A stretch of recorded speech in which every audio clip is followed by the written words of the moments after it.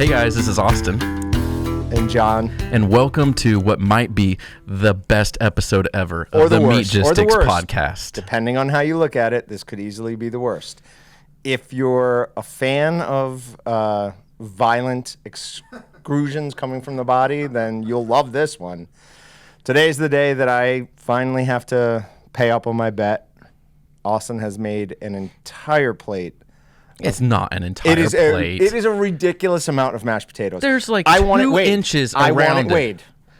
Oh, I want it weighed. It's about 3 pounds. Yeah, I'm not eating 3 pounds of mashed potatoes. That's insane. It started out as 2 pounds, and then everything I put in it was about another pound. I could smell it as soon as I walked in, and my stomach immediately started getting not happy. Like, I feel like I have a lot of saliva right now.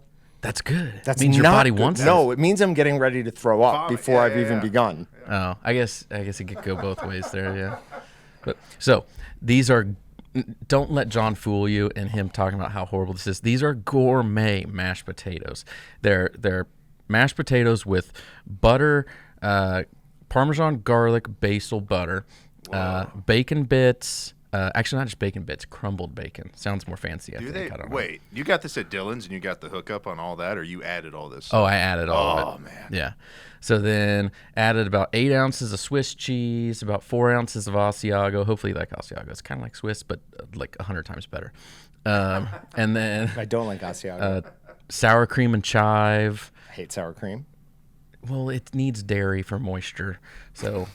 It was either that or a lot more butter. All that's going through my head right now is the scene. I don't know what movie it's from, but it's The Rock is saying, and he goes, "Don't cry, don't cry, don't cry, don't cry." That's all that's going through my head right now. And do not cry. I tried to top it off with like fried crispy jalapenos, and as I was doing it, John's like, "Get that out of here." I want nothing else added to this monstrosity. And then just to plate it so it looks beautiful, we got 3 chicken strips with it. They're kind of soggy at this point. They've been out for about an hour, so I wouldn't eat those, but they look cool. And then I got myself some potato wedges to go with it. See, I would eat the potato wedges. I went through all of the stages of grief before we began. And the last one, I think, or later on it, is bargaining. And it was brought up that maybe I could possibly not do this and eat vegan for a week. And it sounded like Brat, who for some reason is sitting in on this podcast, totally randomly, I'm sure. I just happened to be walking down the hall today at this time. Yeah, he mentioned that he would take these home and eat them for dinner, and then I could eat vegan for a week. But I guess soonest begun is soonest done. So, what are the chances you like this? And Zero. This is just Zero. This is just a work. There is no chance I like this. Come into it with some positivity, because you and I were talking the other day, and you were like, "You want me to throw up?" And I'm like, "No, I don't. I will fail if you throw up." The whole point of this is to make mashed potatoes that you like. It's not going to happen. When I tell you that I was a child, like a 4-year-old, and they would hide mashed potatoes in food that I liked, and I would spit it out because I could taste the mashed potatoes. This is a lifelong hate of mashed potatoes. Taste buds change so much. Even me, I retry celery at least like once a year in hopes that I like it. Before I begin, let's set like a reasonable section that I have to get done, because it's not all of this. At least half. At least a quarter. This That's section, not even, a quarter isn't even a this section pound. right there. Guys, sounds like we just bargained for a third, okay? The original bet was a plate full of mashed potatoes, and this is not a plateful. There is 2 inches around the whole This deal. section, right here. Everything inside of this. I think. In fact, actually, you know what? I don't know that I can eat any of it. This has been out for an hour. This is chicken. If it makes you feel like it may have gotten something onto fine. my mashed potatoes. If it makes you feel like totally a kid fine. again, we can hide it in the chicken strip. All right, here it goes.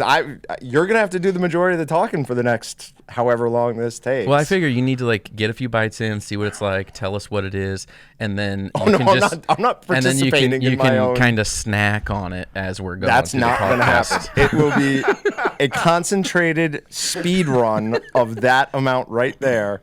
Oh, wow. Okay. So, Justin, you make sure we want to film this for social media. So, yeah, feel free to get in my shot if you need to. Water close up in here. In fact, it's even good for my video if you maybe even participate a little bit. Get that out of here. All right. Here we go. 3, 2, 1, go. Oh, the cheesiness of them, too.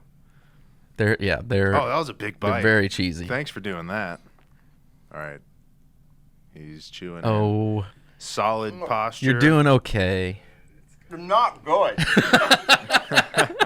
Head at a 45-degree angle. We're all rooting you on, John. Yeah, I'm sure you are. He's holding Got the a fork, lot of positive Feels energy. like a lot of love in this room right holding now. the fork like a knife, like he wants to use it. Shaking towards the mouth for bite number 2.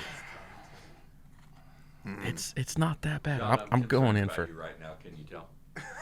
Is there? It's a concerned look. He can't describe as Austin takes a potato wedge and dips it in more potato. Gotta love that. That is so good. Oh, it's not. It's like he's running the It marathon tastes like with I'm you. eating solid pop-off vodka throw up. It just tastes like cheesy bacon at this point. He tastes such an extreme level of like, where are you taking it? John, it's potatoes with all the fixins. Potatoes are what they make vodka out of. I'm just. Bad you know, Some sometimes. Bad vodka. Are you So, sure? did you have dinner plans tonight? He has to concentrate. When I'm nauseous, volume is a thing. Oh.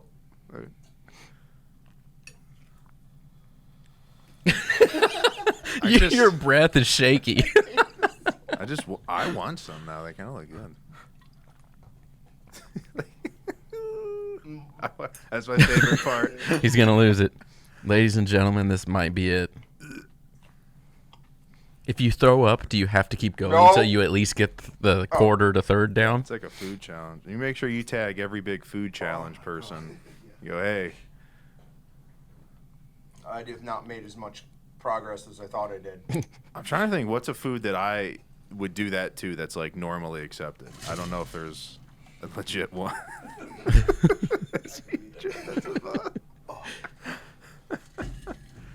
We should have timed this. You're not like allergic to it, are you? No. Might as well be.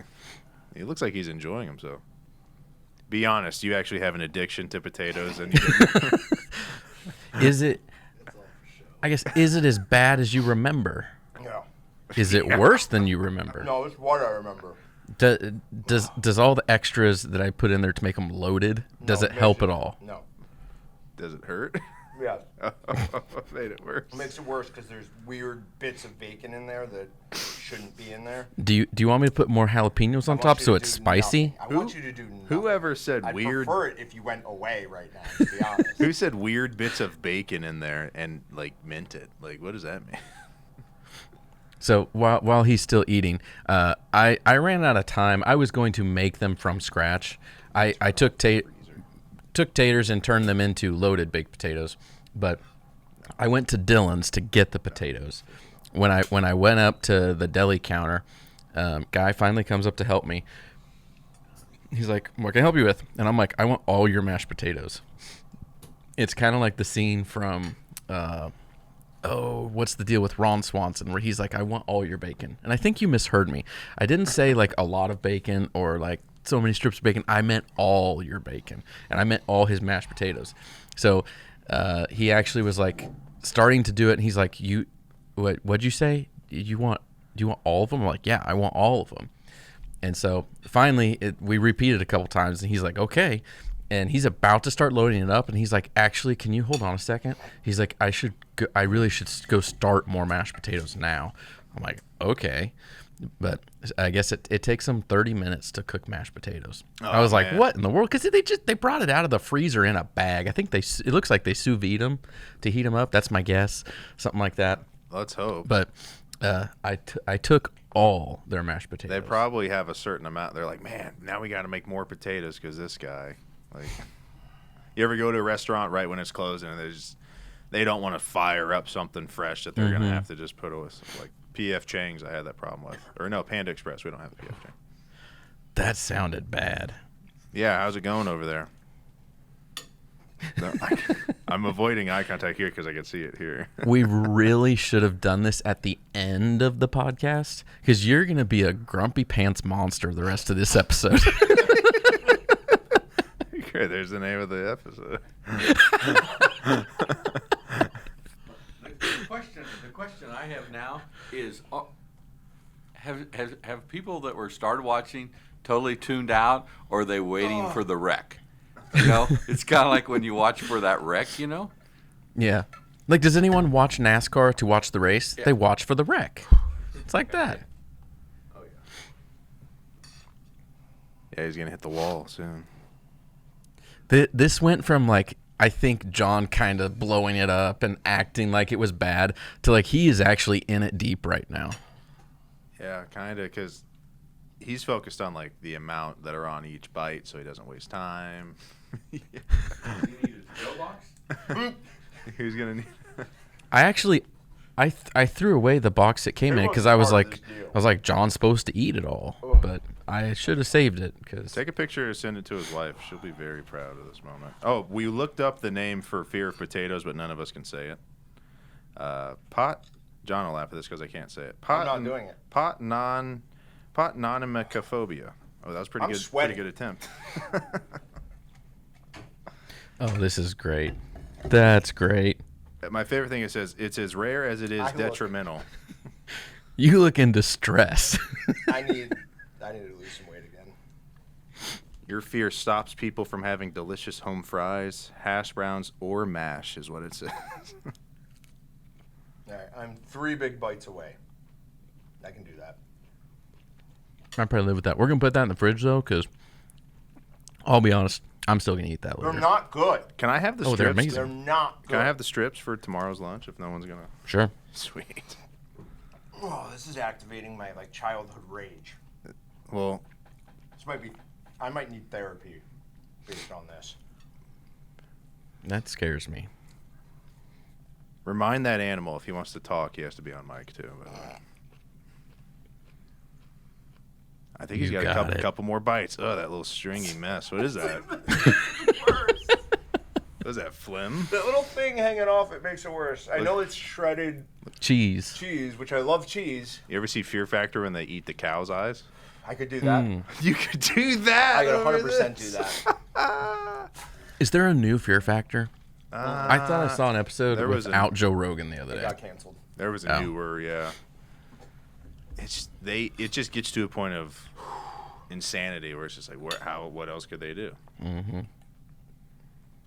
I always I'd hate to be on an episode where they eat something. I'm like, put a million spiders on my face. I don't want to eat, like you're saying, eyeballs or. Yeah. I mean, use your imagination, but no thanks. Was that your last bite? Okay. You could just said yeah. Is there anything that would make it better? Tofu. I didn't use dairy-free cheese. I seriously considered Quitting. the episode you weren't here doing a plate full of frosting and saying it was mashed potatoes. You're sniffing your nose like you vomited and got beat up. Or... It tastes. It doesn't taste like vomit. That's too much. But it tastes like really cheap vodka. This tastes like eating bad vodka to me. Can you imagine an alcohol you hate takes solid form and has a bad consistency? Let's be honest. This is not a good consistency. Has chunks in it, and then you have to eat it. Did you feel them chunks? Isn't that Yes. Weird. Out of nowhere, they're little. And all of a sudden, I'm pellet-sized. biting into something, and it's a chunk. And it It's disappears, you It's go- not nice. What was that? The only advantage to the chunks being bacon is that when you do bite into them, it releases the saltiness and whatever that kind of cuts the rest of the mashed potatoes around it. Man, what an ordeal. Why anyone would eat this on purpose, I have no idea. So if you ever lose another bet and I'm we not do this doing again, this again. okay. if it happens, I will just load you up with all kinds of crap to go in it instead of delicious, awesome No. goodness. Just straight mashed potatoes and no crap would have been better than this because because I can make it worse. less volume. No. Twinkies. It's less volume. Twinkies will fill 'em with mashed potatoes. Let's find ways to that accidentally would be feed him great. mashed potatoes. Oh man. I like how Patrick keeps going back to the hide it in his food Yeah. ideas. There's a lot But now to I know explore. never to eat a Twinkie that you've given me. Well, I mean, you were probably going to be sus of that anyways. Why are you just giving me a Twinkie? No, it's a Twinkie. I like hey, Twinkies. check this out. I got Twinkies. Yeah. Would you only eat the Twinkie if it was still in a sealed package? Do then? you call your kids Grumpy Pants Monsters? Grumpy Pants No. Monster. That's a good name. I just came up with that on the spot. I liked it. Oh, careful. I Yee. don't care at all if that falls on the floor. Oh, I do. Like I said, I'm going to put this in the fridge. I know you are. This is getting saved.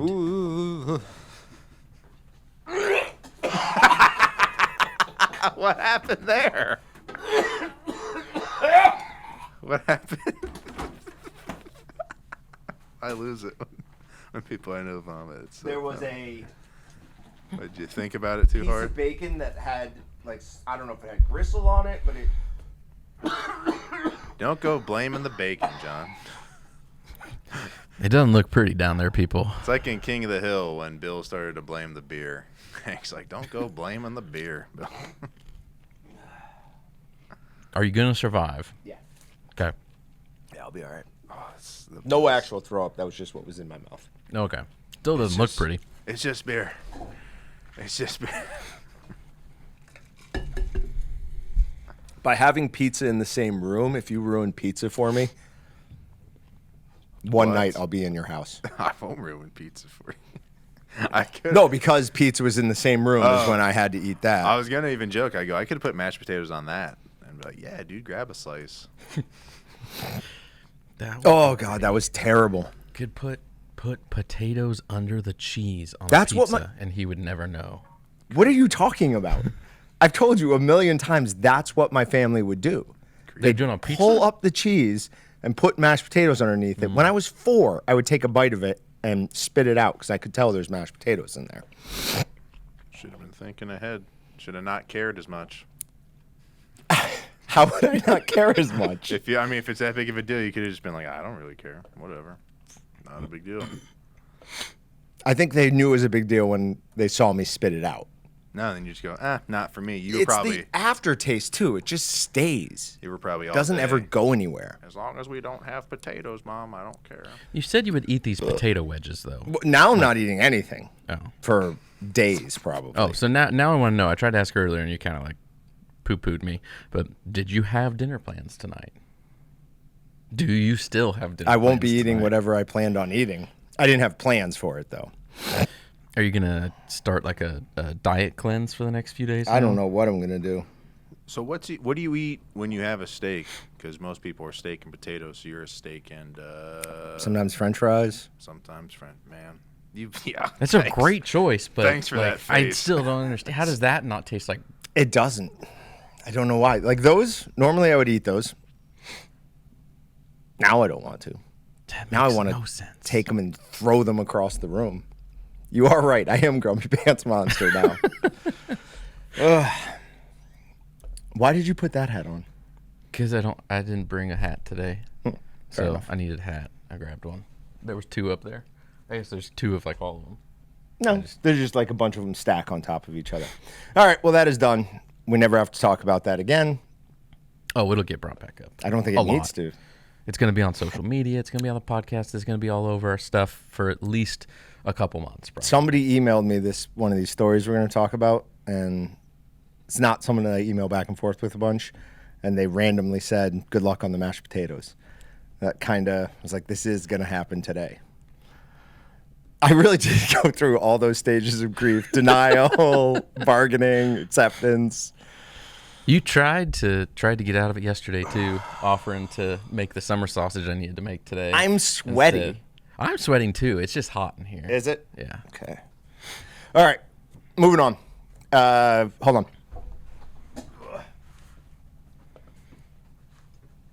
Oh, sweet.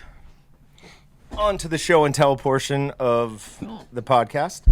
We got our Bratfest hats in a couple weeks ago. I think we showed those to you guys. I think so. But we have our Bratfest t-shirts in.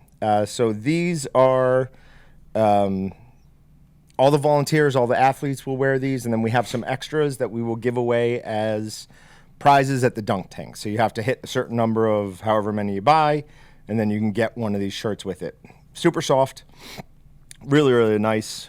Pat did a good job using the orange of the shirt as a background for some of the logo. And on the back, it's got the Wichita Air Capital Flyers, Special Olympics, Kansas logo as well. And purple and orange actually go together pretty well. Yeah, that's like I think think it's on. I don't remember It's on the triadic color list for orange, something like that. No, blue is opposite orange. Nah, blue's a complementary color. Oh, is that what it is? Yeah. I think purple is like a triadic. Now I gotta look because you. To be honest, I've never heard that word before, so I know triads. I feel like both of you are right when you say that. So complementary is blue. Triadic is like a green and a purple. What does triadic mean? I don't know. Something to do with the triads? Maybe Okay. some sort of Chinese mafia ring. That's what I'm thinking. Yeah. All right. Another thing, we went ahead and did some more testing with the Walton's smoker soaker humidity towel. So what we did is we took these, which are Meatgistics thermometers, and we created basically a jury-rigged psychrometer. So that's something that measures the relative humidity in a smoker. So our the first thing we did it with. Never checked the summer sausage. Why would you? It's fun. It's fine. It's fine. Okay. Now I lost where I was. Psychrometer. We created a jury-rigged psychrometer in our smoker. We put a smoke sock over one of these. I'm dumber than usual because my stomach is uncomfortably full. Why do that? I just like that would be like putting celery salt on celery to me. Bad idea. I don't understand. You said you like the wedges. So for those that can't see, I just took a potato wedge and dunked more out of the mashed potatoes. I don't think I would say I like the wedges, but I would eat them. Okay. I like French fries. Like, I will actively seek out French fries.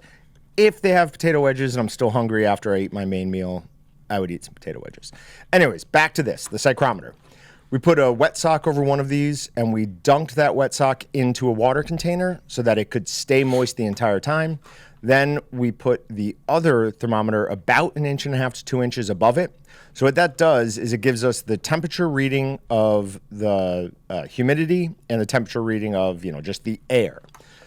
We then took those readings because these Meatgistics, they have a wireless connection, so I can monitor it while I was at my desk.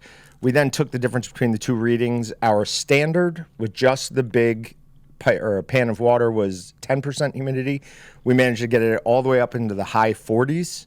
So we had a 400% increase in relative humidity using the smoker soaker towel. So we have a video coming out on that soon. I don't think I did a good job explaining it in the video, though. I'm having Patrick put together like a real rough cut of it. And then after that, once I see how badly I did, we'll do it again. And hopefully I can explain it better. Because I'm pretty sure I did it like all out of order.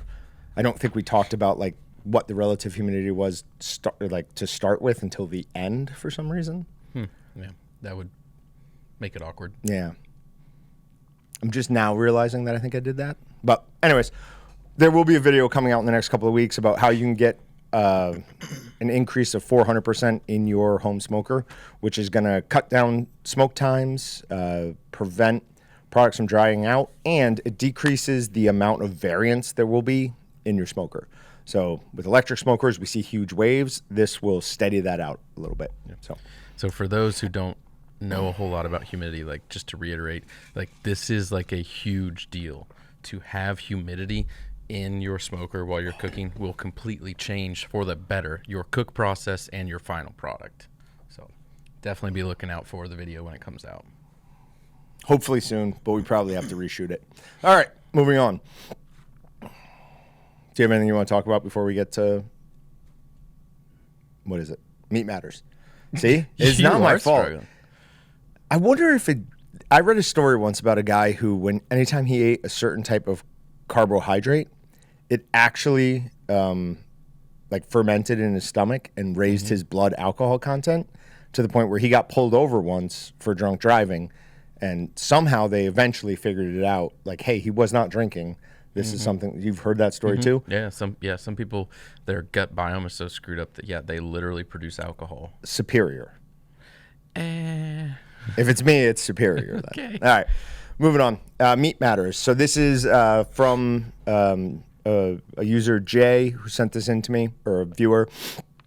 It's from the American Conservative, but It is, the goal is backyard chickens, ducks, and goats, and a chest freezer big enough for half a cow. Maybe someday that goal will grow and become something like what Kentucky Rep Thomas Massey has, an off-the-grid square of the Shire, nestled in local, largely self-sufficient community, semi-hidden from the lidless eye upon the Potomac. I love everything about the beginning of that article. I read it, I just, huge smile.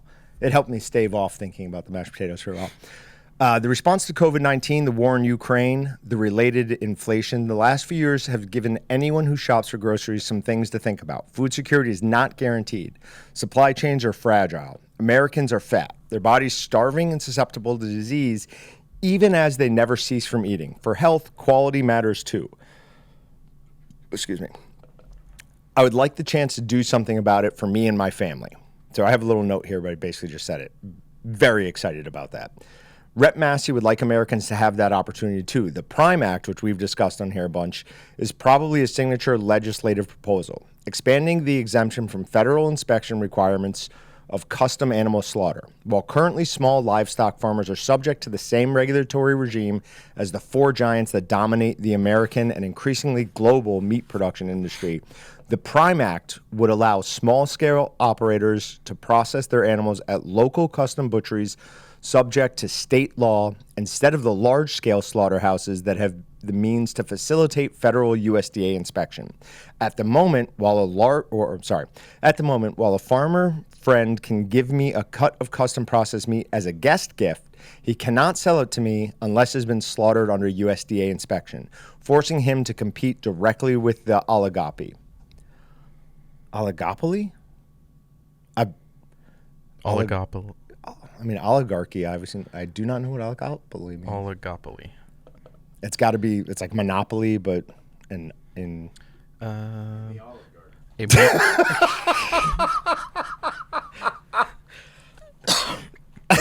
where else are you going to find comments like that? A market structure with a small number of firms, none of which can keep the others from having significant influence. Yeah. Okay. But, so we're back to the PRIME Act. PRIME Act is coming back into discussion. Reading through the article, it talked about how it has somewhat stalled, but Massey is using his influence on being on some other subcommittees to push it back in front of everyone. He's got a hearing coming up called What's the Beef? Basically, hey, where are we with the PRIME Act? So hopefully we'll start to see things move on this. I'm very excited about it. Austin, not quite so much. He has bigger questions. I'm still hesitant. I don't know. Why? Like, what? Honestly, what is it? You think that it opens the door to lower standards? It just it takes more away from like a level playing field and puts exceptions in, and having to deal with that. What and level does it potentially give people a chance to look unfavorably upon the meat industry? Because if you add more exceptions where you don't have to be inspected, and then what if something bad happens with it, and then people start going, see, this is why we need this, and then it ends up expanding regulations from what are already there. I'm catastrophizing. Yeah, that's here. reductio absurdum. I can see like a really bad path for this to go down, and I feel like it's not just like me being concerned. Like, I think it's like a realistic path. I don't know that it's like super likely, but I definitely think it's possible. I'd like to go back to your first sentence there, though. What level playing field are we talking about? There is no level playing field in the meat processing industry right now. It's dominated. 85% of it is now the big four. It's not that aspect. It's not, though, in the terms of, are you federally inspected? Are you state inspected? Are you retail? Are you custom slaughter? Are you there's still ways to be exempt or not exempt. It's just adding another thing to break up the field more. It just creates confusion. How would it break up the field more to allow more people to do the same thing? How's that breaking up? That, No, if I anything, that's my understanding is we've got federally inspected, we've got state inspected, we've got custom slaughter, we've got retail exempt. Like, we're going to add another type of processor into this whole equation. no. You don't think so? No, my understanding is that it is going to let if I raise a cow and I have it slaughter, or I slaughter it, and I have a meat processing facility, I can now sell it to you. Instead of you having to buy the cow and bring it to me for custom slaughter, I can slaughter it and then sell it locally, which is as it should be. Yeah. I'll reach out to Thomas Massey, see if he's got some time to get on the podcast. Yeah. Get a good look at a T-bone steak. Do you get that? No. Patrick's on fire today. That was You excellent. can get a good look at a T-bone steak, but It's from wait, Tommy Boy. It's got to be. Is a great line. Your bull. That was a great line. But did you get the lidless eye comment? The lidless eye. In the second line was largely self-sufficient community, semi-hidden from the lidless eye upon the Potomac. Patrick? Is that like the eye on the back of money? Nope. Any other guesses? Uh, Did you guys ever read? Sauron? There you go. There Like, you go. seriously? Yep. That's Huh. what it is. I was gonna just about say, did you guys ever read when you were kids? No. So yeah, that's the what it last was. time I read. Oh God, that's so sad. All right, moving on. The big bet on meat alternatives fails. This is from Newsweek. Concerns about the meat industry, environmental impact, and carbon footprint have helped popularize plant-based substitutes in recent years. Market shares show that investors rush towards new food trend, but new data suggests that their eyes may have been bigger than their consumers' stomachs. While Beyond Meat was worth more than $14 billion in 2019, it was valued at $827 million as of Friday. Let's say that again. 2019, $14 billion. Last Friday, $827 million. That is a catastrophic. That sucks for somebody. Oh, so many people lost so much money over those. That's a 95% share drop. To be honest, I don't think that's all that uncommon. Like they were a big valuation, but people in venture capital taking big bets to make a ton of money, and then it doesn't pan out. That's why so many times venture capitalists, when they get in early on something that works, they make a crap load of money because things like this happen where people are like, I'm going to get in on it, and they try, and it's a total failure. So if you have $500 million, right, like just sitting around, why not take $200 million of that, throw it into a thing, hoping it hits, and now you have $2 billion? Is that what you think the basic thought is? I mean, some of it, yeah. Then why aren't these people just focused on creating like generational stable wealth for their families then? Right? Like I understand that I'm like I've told Brett many times, if I had run this company, it'd be much smaller because I would refuse to spend money on some of the things that we spend money on that I understand are necessary, but like from my personal standpoint, I'd be like, that's a really big risk. I don't think I can do that. So I'm probably not the best person to ask about that. But all right, sometimes the market expands enough to justify early investment. Often the early investments do not pan out either because that market segment never takes off and sometimes because early entrants are overtaken. The reason why there are early returns on these investments is because the risk is large and speculative. So exactly what you were saying. Yeah. So, I mean, I'm not happy about it. I know they're in that 95% loss. There are tons of normal people who lost a lot of money. But hopefully that brings to light all the nonsense that is the alt meat industry. There is not the market for it that they're pretending that there is. The fact that it spent, less than a year on Burger King's menu before they pulled it. They didn't even pull it quietly. They came out and said, yep, we're not doing this anymore. It's not selling. Because you're not reaching the people you think you're reaching with that. The people, like something that is marketed to, it has to be not only vegetarian, it has to be vegan. It cannot have a ridiculous list of additives, which all of those do. Mm-hmm. They want clean label stuff. So they're going to eat whole foods, not processed, excuse the whatever, but junk. So, all right, moving on. One other thing it talks about down in here. I kind of want to fact check it, but I don't know exactly how, so I'm gonna have to do some looking. But it says a single pound of beef takes 1,800 gallons of water to produce. That can't be accurate. It's not. There's no way. It's not. It'll be some lying with statistics thing. That's what it'll be. Well, we're going to talk about alternate information here in a bit, but researchers find hidden gems, and gems are in quotation marks, to meat production. This is from the USDA. Systems biology focuses on the scope and scale of a specific production system from a holistic perspective. That's a heck of a sentence.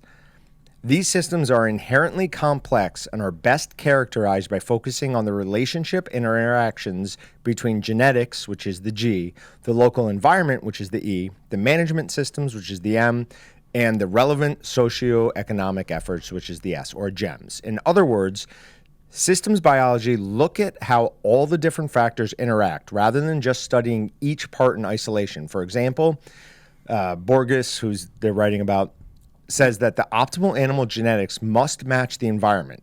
Management systems must be appropriate to maximize the efficiency of the production systems while ensuring adequate productivity, and all meat animal systems must address evolving pressures from society relating to product quality, healthfulness, animal care, and well-being.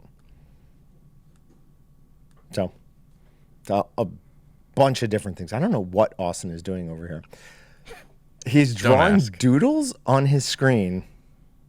We're trying to do a podcast. I know. I wasn't doing what I was expecting it to, and then I had to erase it because This is the type of brain that we work with here.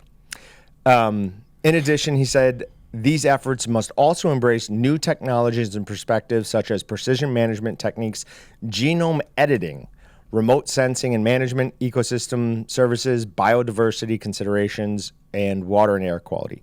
Fine with all of those. The one that makes me nervous is genome editing. Yeah, I don't like that. Do not think we want to go down that path. What I'm worried about is they are going down that path. Oh, yeah. Absolutely. Yep. And that's scary. I heard something a year ago, maybe 2 years ago, that said some ungodly amount of the beef we eat is cloned. Like from cloned cattle. How? I don't know. How does that work? I don't think so. I would doubt that. We need to fact check that. All right. Cloned beef consumption for human. January 2008 report by FDA scientists concludes that meat and milk from cow, pig, and goat clones and their offspring are as safe to consume as food from non-cloned animals. So, there it is saying that they can do it, but I swear I heard it was something like over 50% animal cloning in the U.S. Yeah. Do we have a problem with that? I don't know if I do. Like from an ethical standpoint, you're asking, or from like a health standpoint? Just From an ethical standpoint, I don't think so. Because I'm not trying to just say one is the other, but like we do artificial insemination, so it's just like, and of course one's made in a petri dish, but it's just like, besides that, if they're both meat, is it still considered real meat, and like is the protein value the same and stuff like that? Then at that point, because I know we're very hard on faux meat and all that stuff, and then more so on how they try to push its legitimacy and replacing, things that you actually need from real food. So I'm trying to see, like, if we cloned beef and it was to a point to where it was, like you said, ethically sound and all that stuff, what qualms would you have with it then? I mean, I don't have a problem with it from an ethical standpoint. My question would be, I don't know. It sounds a little bit weird, I guess, but yeah, no, I don't think I have a problem with it. What is this? Fresh ground beef is the most popular cut types among consumers. No, that's not it. Yeah, this says 70% of the Holstein cows bred in the United States are artificially inseminated.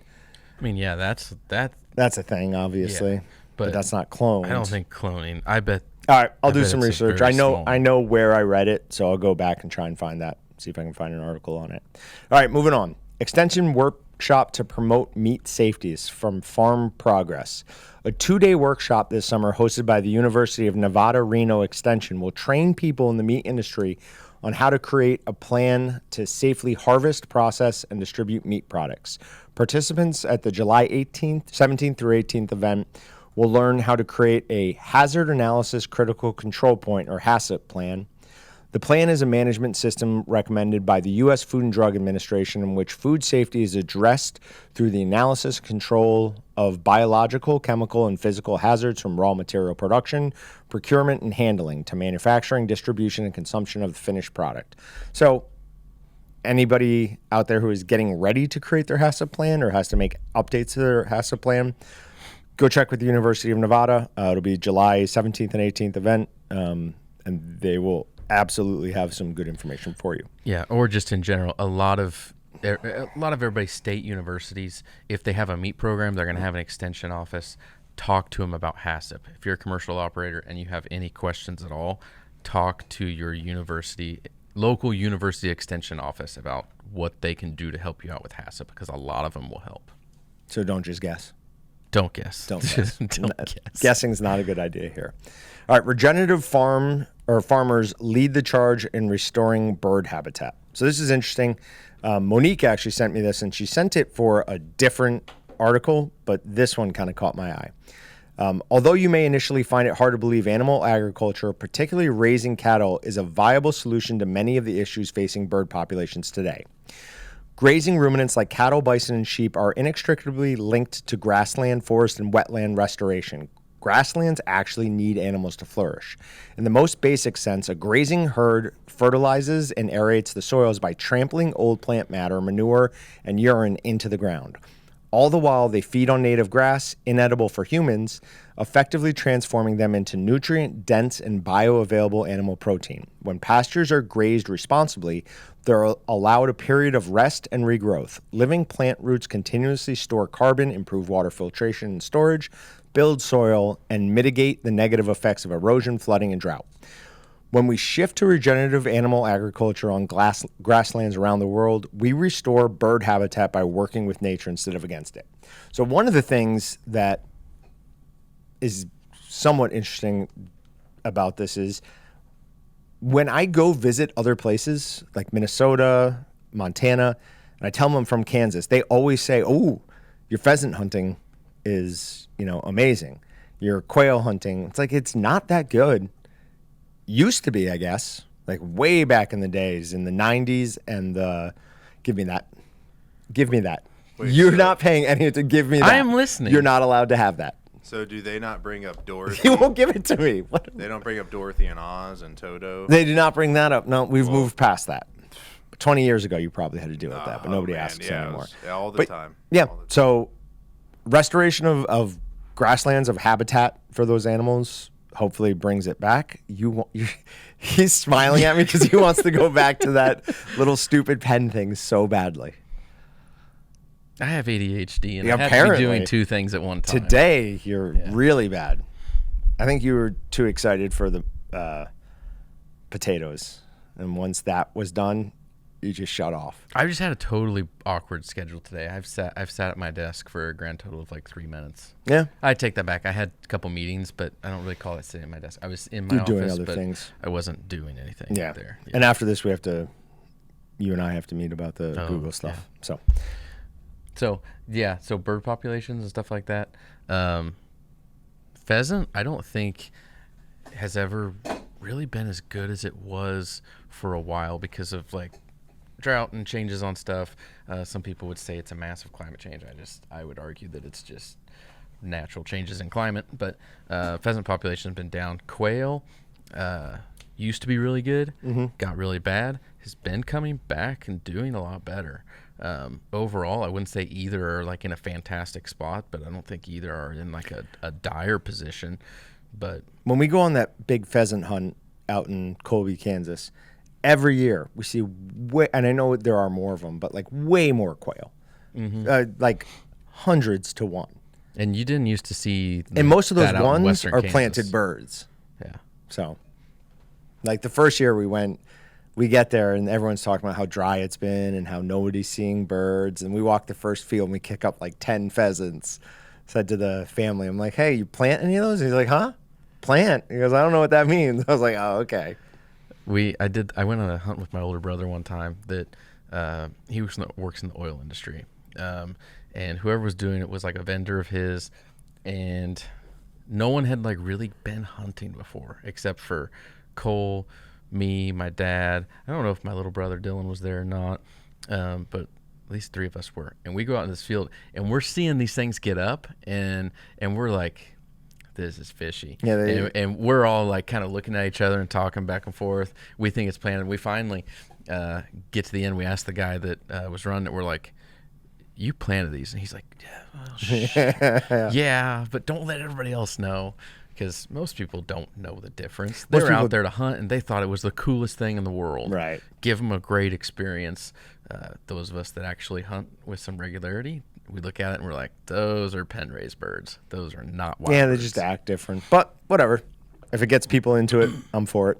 All right. Egg prices finally plummet nearly 14%, but meat, frozen fruit climb. Here's how U.S. grocery bills changed in May. The price of a dozen eggs plummeted 14% in May, according to a new report published on Tuesday by the Bureau of Labor Statistics. Its biggest month decrease in more than 70 years, as inflation fell to its lowest point in more than 2 years. So average price for a dozen grade A eggs went from fell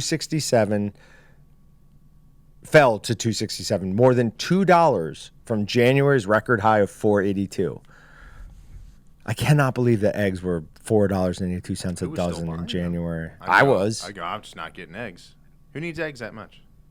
I eat a lot of eggs. For what? I think I just eat a lot. I think I'm done saying I eat a lot of this. I think I just eat a lot. Just pivot. There's probably something else you could have been eating. You just went, oh, I would rather gripe about eggs being expensive instead of just looking what's next to it. I was supporting the egg farmers. Thank you. We definitely Is that what you were doing?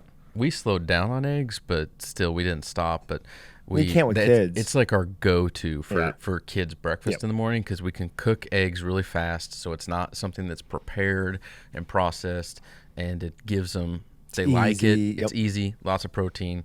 You can put lots of things other good on it stuff that in they like. I'm going to put you on to some vegan alternatives. You are not going to do that. Every cool like breakfast So bar I get. you've been rolling 20s all episode long. I've That been was your rolling first 20s. one. Oh, okay. Sorry. Bad job. I don't even know. The decline in egg prices, however, was not enough to stave off rising prices at the grocery store, which increased 0.1% from April to May after 2 months of narrow decreases. That's such a lie. There has not been decreases at all. I don't believe that for a I will second. say this. My grocery bill the other day, because I stopped the whole don't look at my grocery bill thing for a while.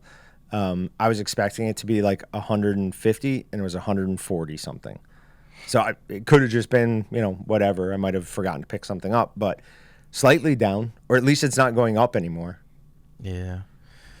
I don't know. I don't, maybe I'm missing it, or the stuff I buy is not going down, but I was even just at the store to just buy like a bag of chips the other day, and like Tostitos chips are like $5.25 now. Yeah. That's ridiculous. You can't, I buy nothing name brand at all anymore. Everything is either like Dylan's brand or Sam's brand. Like name brand stuff is out of control expensive. Normally, Now for gun parts, those normally on stuff, I am like all in on generic, because to be honest, I usually think generic is better for some weird reasons. But like where they get me is like Tostitos. I really like their the habanero flavored chips, or the queso or the lime. Do you like Can't get those in guacamole? generic. Yeah. Okay. Dylan's, both their lime chips and their guacamole chips are better than any of the Tostitos flavored chips. Really? Their guacamole chips might be my favorite chip of all time. And their lime chips are way better than the Tostitos lime chips. The Tostitos lime chips taste like they have a chemical in them to me. They probably do. Right. That's a very good point. They taste chemically. The Dylan's ones don't. the Aldi barbecue brand chips. Those are, man. Yeah, no. And they're actually big size too. I feel like you get any kind of Lay's, you can't find a single chip that's not pulverized. So. I can't think of the name of it, but Aldi's often has one. I think it's called like a Sasita. It's a round chip, and it's super red. I don't know. It's really good if you see it. It's like Sasita or something like that. It's like a salsa or something. You have to whisper when you say it. Sasita. Like I don't want to make sure I'm saying it right. Chicago. All right. those increases included ground beef, which jumped 2% from $1.87 to $1.92, as well as whole chicken, which increased 1.9% from $1.82 to $1.92. Fresh fruits and vegetables increased 3%. Potatoes were up. Just keep jacking the prices on those potatoes. Get them to the point where mashed potatoes are a thing of the past. Lettuce was up 6.7%. Lettuce is expensive. Becoming an adult, that might be what surprises me the most, is the cost of lettuce. There's nothing to it. Yet, like a 3-pack of romaine lettuce is like $8. Oh, you're not paying for the lettuce. You're paying for the labor and everything else that goes into To it. washing it. Mm-hmm. You're paying for the farmer to be out there and his equipment. You're paying for the packaging and the processing and it sitting on the shelf. The lettuce itself is like a zero cost function. So what I've eventually come to is just don't eat lettuce or most vegetables. Or I'm helping the environment. grow it yourself. I don't know what it's called, but it's actually through FedEx. We get like rewards points, and we actually maxed out on our points. We Had to so use maxed something? with FedEx, and so I'm looking. I'm like I don't know. Get something. They have this plant growing contraption. You just put little pods in it, and Hydroponics? It's got, water underneath. Yeah, I think that's hydroponics. A light thing over the top. Lights come on for 8 or 12 hours a day. It just grows a single plant. Works great. It's awesome. We've been growing like lettuce in that, basil. I don't know what else, but works awesome. So as long as you don't eat like a ton of one of those things, you don't even have to have like a full garden. You can grow it inside. Right. It's pretty sweet. Yeah, that was when I was like in middle school. We had somebody talk to us about how hydroponics is what they use in Japan because they have such little like fertile soil, and that was going to be like the wave of the future. Never really took off. I don't think it's scalable. They also don't taste nearly as good. Like, well, these are fairly okay. They're fine. They're good. The basil actually is very, very, very strong. Basil's really good. But like when you go to the store and you buy tomatoes, if you buy them in the little clamshell package, those are almost always hydroponic tomatoes. Okay. And those do not have flavor. Like, yeah, it's a good looking tomato. It eats fine, tastes okay, but do that and then grow your own tomatoes at home, and it is a night and day difference. The flavor is intense on a homegrown tomato, and it's nothing. We in a did hydroponic. strawberries in our garden last year, and that is a huge one. Yeah. Like the difference in store-bought strawberries and strawberries from your garden. Now, the downside is, for whatever reason in our garden, if we didn't pick the strawberry like the day it ripened, it would either rot underneath or something would get it. So You guys sound like the people that read the book. Oh, it's way better than the movie. We No. don't understand. We take our time. Like we see, but here's the deal: what's really happening in that the scene? book is what's really always better happening in than that the scene, movie. Oh, no, you it's don't know. not. Is name me, other than Jaws, name me one book that's better than the movie. other than Jaws, and everyone's like, wait, Jaws. It's the other way around. Sorry, one movie that's better than the book, You're gonna other get than mad at Jaws. me. You're gonna get so mad. At You me better if I not start say doing this. Lord of the Rings. I was gonna. That's the dumbest take Have you you've ever had. You can watch the extended versions in a 24-hour period and feel amazing, and you cannot even read a single book in a 24-hour Those period. first of all, they're like 300-page books. Of course you can Yeah, read them. no, I couldn't.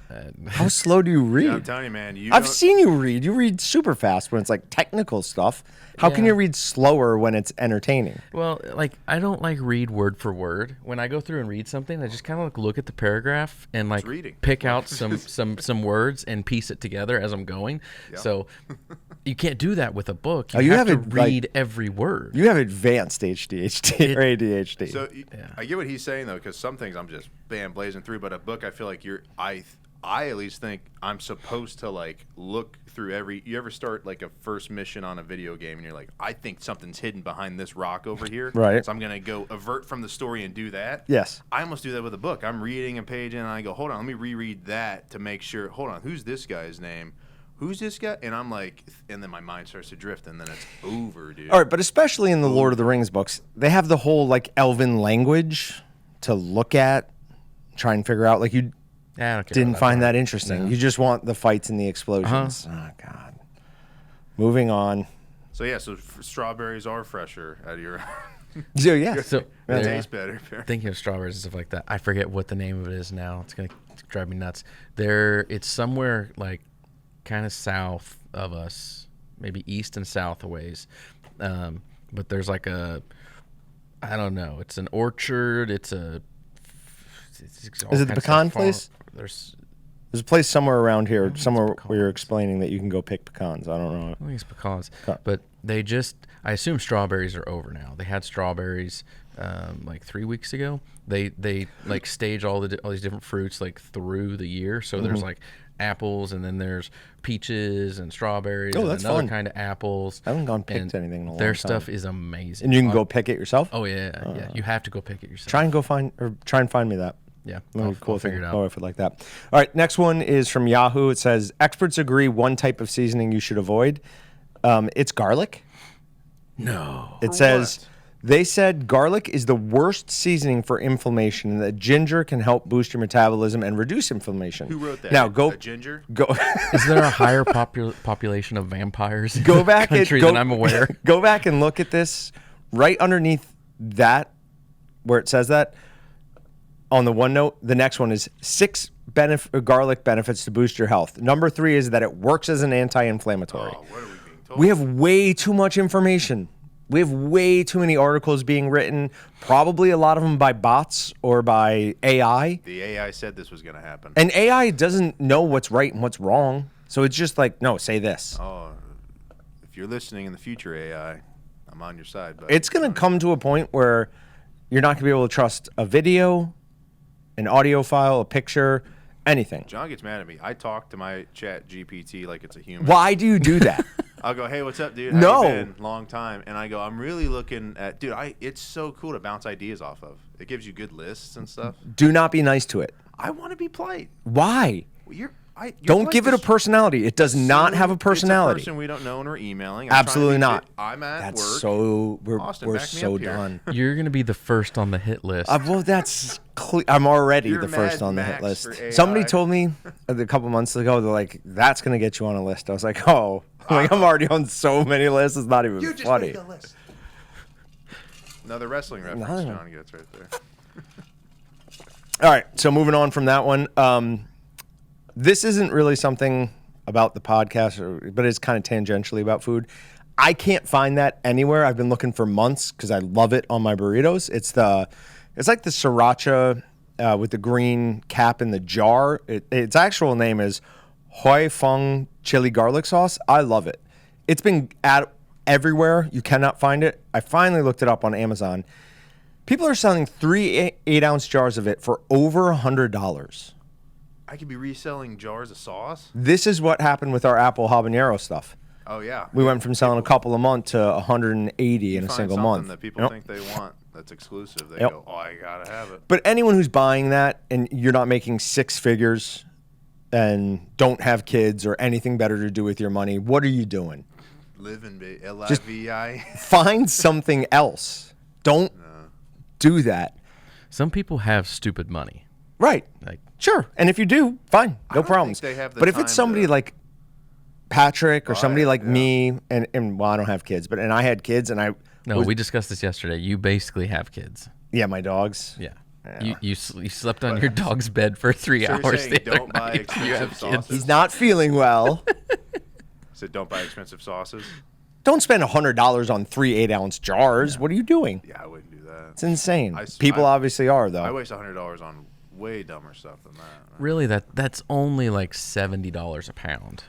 When you look at it that way, Oh yeah, that's so much better. was calculating up the little micro market we have in the Mm-hmm. break room you can buy stuff from.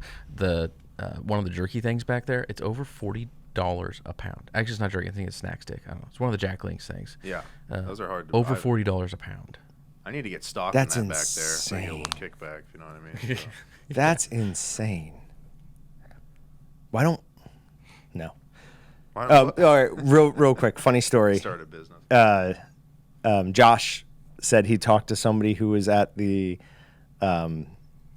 wild turkey hunt that your dad and I went to. He called up and he was like, "Hey," he's like, "How do I buy some of that jerky?" And Josh is like, I was at this thing. I had some jerkies, amazing jerky. How do I buy it? And Josh was like, no, we don't really sell it. And the guy got mad.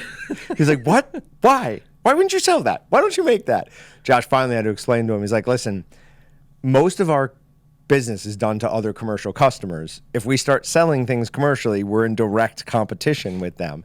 And he's like, oh, okay, I guess I get that. But Josh said he was like mad that he couldn't just buy it. Yeah. It's also, I don't know if I should say this or not, but I will. Jerky's one of those things that like so many people will like get on the bandwagon of like, that's the best jerky I've ever had. Right. And you hear a lot of guys go like, yeah, I'm starting up my own jerky business because all my friends and family love it. And it's just, you gotta be real careful with some of the jerky stuff because people just get so it's so preferential. It's not, there's not as good of an objective standard. It's so subjective. So people are like, oh, this is the best. But yeah, I mean, you go down the road, somebody else has some really good jerky too. Yep. So it's hard to separate yourself in that. Yep, absolutely. U.S. Beefs Up campaign to ensure accurate animal welfare claims on meat and poultry packaging. Now, this is really just because we talked about this recently, but both meat producers and animal welfare advocates say the USDA isn't adequately sustaining the claims or ensuring they meet consumer expectations. The USDA lets producers define some terms, including humane, which can lead to widely varying conditions for animals. Other claims like free range are clearly defined by the USDA, but some producers are skirting the requirements. The USDA must approve all animal welfare claims on meat and poultry labels before products can be sold, but unlike organic claims, which are verified in person by government regulators, animal welfare claims are substantiated with paperwork submitted to the USDA. So it's basically, yeah, we're doing this. Yeah, my chicken each have 4 feet of grass they can walk on. Nobody checks on it. Somebody out there should like try to push it to like the extreme instead of like just saying humanely raised with love and care. Yes. Like how far can we push it? What would be the ultimate? Like, I treated this cattle like a pet. Slept indoors. Daily massages. Instead of buying ground beef, you can buy ground Lucy. We've talked about that Frank. before. Yeah, they're all named from an individual. Try and find one with my name on it. Yeah, so that would be a huge hit. Yes. Oh my gosh. Yeah, there was a whole thing with the people putting names on things. We made the joke too. Other people made it also. It's like I spent an extra 45 minutes trying to find one with my name on it. Maybe we should. Maybe this is our. We're gonna actually start selling meat. This is our entry into the market. We're gonna start selling named meat. I'd be down for that. I think it's probably as big of a market as Beyond Beef. We could be worth $14 billion, just as long as we sell out before we fall back down to 800 million. I don't know what I'd do with that type of money. Oh yeah, so let's not even try it. Let's. You'd buy Hoi Fong. Yeah, there you go. I'd actually get some. All right, so Alpha Gal is back in the news, and I know we talked about this a long time ago, saying that it looked like they were saying it's possible that it would last 9 to 18 months. They are now back to saying it is incurable. It is with you forever. Ooh. So other than sharks, that is my biggest fear right now. Oh, I totally forgot. You are going to have a new fear, I hope. If you don't, I'm going to be a little disappointed. Okay. But have you seen the latest quote-unquote shark video? Yeah, the guy getting eaten? No. Oh, no. There's bears that live in the ocean. Oh, I saw, yeah. Flip is going to Destin. Yeah. So that happened, and a boat captain saw a 20-foot great white right off the coast of Destin. They used to say that they did not go into the Gulf, period, at all. And then they were like, no, they're here, but they're not big ones. 20 foot's about as big as they get. Would it be better to be in the Gulf or on the Atlantic I'd side? still be more comfortable in the Gulf side. Really? Yeah. Just I don't know why I would be. Interesting. So, all right. Last 5 minutes, non-meat thing. Who wins in a fight, grizzly bear or silverback gorilla? Oh man, What's a silverback gorilla? the big one. What? What is a silverback gorilla? It's just a gorilla? Just a big No, gorilla. there's one silverback in each pack. They get older. They get the silver fur on their back. And they're the dominant male in the pack of gorillas. Oh, if it's old, I'm going with the grizzly bear. Okay, that makes it easy. Because in my mind, it's not even a contest. I'm not going to say it almost came to blows between me and Flip the other day, but I think less of him now because he wants to argue the gorilla? silverback could win. No. There's no world in which the silverback would even stand a chance. I mean, they're strong, but Yeah. they don't have the mouth and the jaw and the teeth or Claws. the they freaking have swords hands coming out like of their us. I mean, hands. they're much stronger than our hands, but a grizzly bear has knives, 6-inch knives on the end of each of its hands. It would swipe that once. They break mooses' backs with a swipe of their paws. Apparently, it says silverbacks are less aggressive too, unless Yeah, they're they're plant eaters. Yeah. They don't want you messing with their family, but other than that, they're not going to come seek you out. I'm more afraid of being, I don't want to say in a room with, but like if I'm camping and I go, oh my God, there's a grizzly bear right there, or oh my God, there's a pack of gorillas. I'm a little bit more concerned about the bear, honestly, because I've seen I've seen 100% more friendly interactions. Where people can just like, well, I'm not a threat to you. Don't look at me, and they walk away, or they don't make eye contact with the gorilla and like and try and like just stay still. It wants nothing to do with you. Slowly get close and go, I can eat you. Oh, your food. Yeah. Thanks. So that was easy. So article I pulled up from silverbackgorillatours.com. Okay. It's got to be legit. It says silverback gorillas are 9 times stronger than the average adult male. Oh, I feel feel surprised like- it's not more than that. I feel like bears has got to be a lot more than 9 times.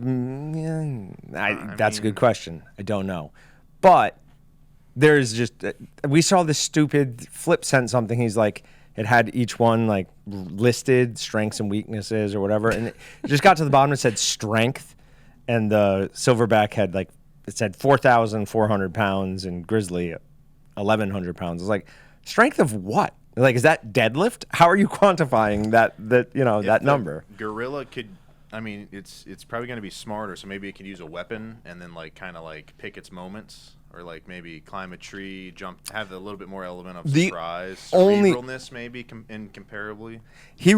Flip was like, oh, it could punch it. It's so strong. Like, first of all, a grizzly's skull is going to break any hand that's trying to punch it. Doesn't matter what it comes from. A grizzly standing up. It's towering over that it's not even close. So like I'm saying, if he goes, oh, I can use weapons and I need to use this, and has the element of time and surprise and like wear it down maybe. No, but the grizzly would know the gorilla's there from their noses are unbelievable. Okay. And a gorilla, all it eats is plants. That's it. I wish I cared more about this. This is one of those arguments. Right. Okay. I like to think, because I do like Flip, I like to think that he saw how worked up I was getting about it and then decided he was going to make the hard stance on gorilla, because he can't be that stupid. Oh, gorillas only get up to like 6 feet tall. Grizzly bears are 8 feet. That's a grizzly bear, not a brown bear. So do you know what the difference between a grizzly bear and a brown bear is? Access to the ocean.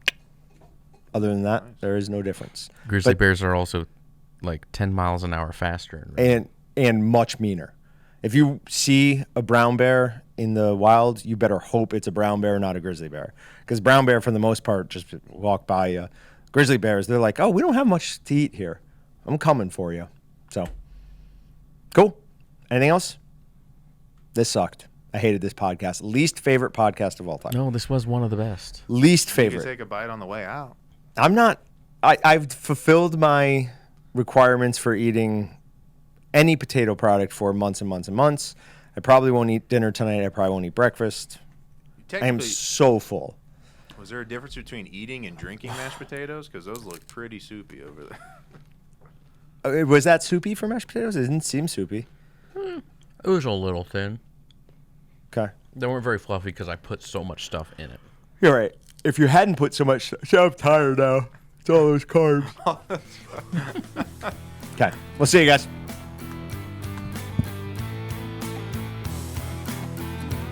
Thanks for checking out the Meatgistics podcast. To shop everything but the meat, head on over to waltons.com. To get your meat processing questions answered by experts and enthusiasts alike, head on over to our online community at meatgistics.com. Waltons, everything but the meat.